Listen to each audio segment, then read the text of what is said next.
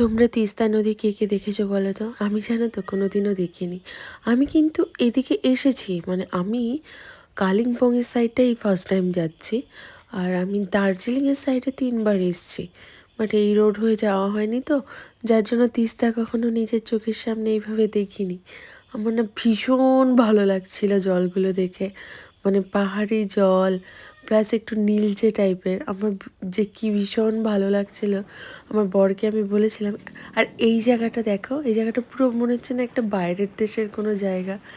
কত সুন্দর! এখানে তো দাঁড়াতে দেয় না, নাহলে আমরা ফটো তুলতে পারতাম। এখানে আর্মিরা দাঁড়াতে দেয় না।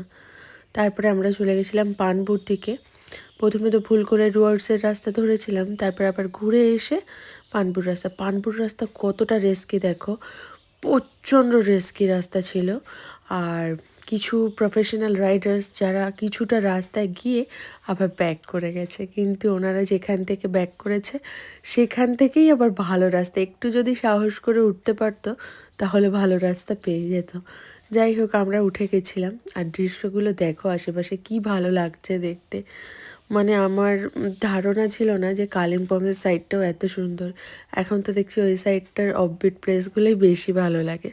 দার্জিলিং ভালো বলবো না, একই রকম লাগবে বারবার যেহেতু গেছি ওদিকে, কিন্তু এদিকটা একটু নতুনত্ব লাগছিল। আর তার মধ্যে আমরা পেয়েছিলাম ক্লিয়ার একদম আকাশ। হ্যাঁ, কাঞ্চনজঙ্ঘাও আমি এই ফার্স্ট টাইম দেখেছি। 3বার গেছি কিন্তু একবারও কাঞ্চনজঙ্ঘার মুখ আমি দেখতে পারিনি, কিন্তু এইবার এত সুন্দর